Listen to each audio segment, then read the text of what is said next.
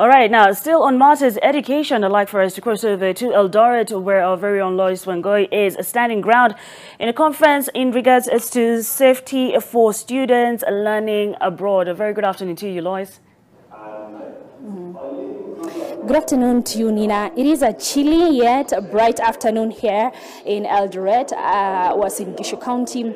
And this afternoon we are joining in a particular meet that is currently happening in one of the residence hotel. And this is regards a higher education matters here in the country. Now recently, Nina, we have seen a huge number of parents and guardians really struggling to put their children on higher education platform, but outside the country. And we have had numerous cases, especially in the county of Uasin Gishu, about their safety, about their well-being, and about the manner in which learners are leaving the country to study abroad. So this afternoon we join in the private players in higher education sector who are having a conversation with learners, with guardians and parents to just ensure that that space is safe enough and to ensure that it meets its target, that of getting proper or getting papers from abroad. So Nina, we'll be talking to one of the private players, but in the meantime I want us to engage a parent who has already seen their child study abroad. Many thanks for talking to us, Sam. My first question would be, we have seen a heist of sorts, many parents and guardians from the county of Uasin Gishu preferring for their children to study abroad when it comes to higher education. What is so enticing about this bit? Why not study here and prefer to study abroad? Thank you so much. My name is Paul Kebenei.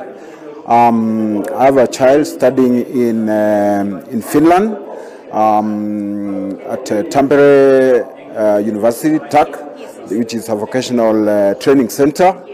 And as a parent, we opted to have our daughter studying in Finland. One, you know that Finland has the best educational system in the world, more especially the vocational training, and that's why we opted for our child to go there.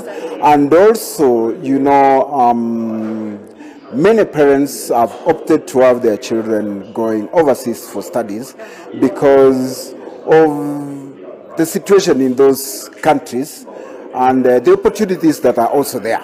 Despite education, there are also the opportunities for our children to get employment, or to upgrade to other study opportunities abroad. So that's why you see this big number of our children going to those countries.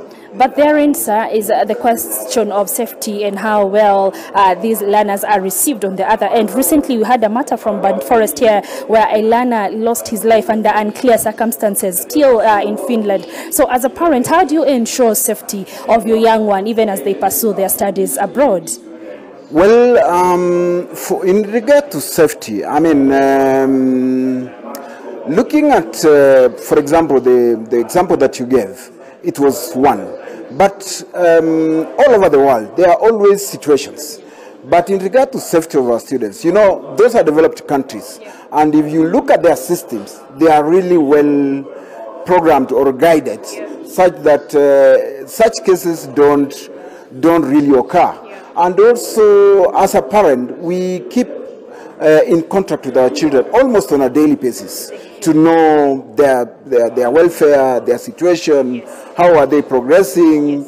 And I think I can call that was an isolated case. Even here in Kenya, in our universities, in our technical colleges, there are issues like that happen. So when it happens once, I mean, we shouldn't really say the program is affected. Thank you. Now, let's just speak to one of the private players who is in this particular space. So we have spoken to a parent, and he has numbered quite a number of items which informed him to take his child to study abroad. Why are we seeing this large haste here in the county of Uasin Gishu vis-a-vis the safety of our young ones? Because we know the numerous cases we have handled in the past 3 months with regards to the well-being of learners from Uasin Gishu County abroad.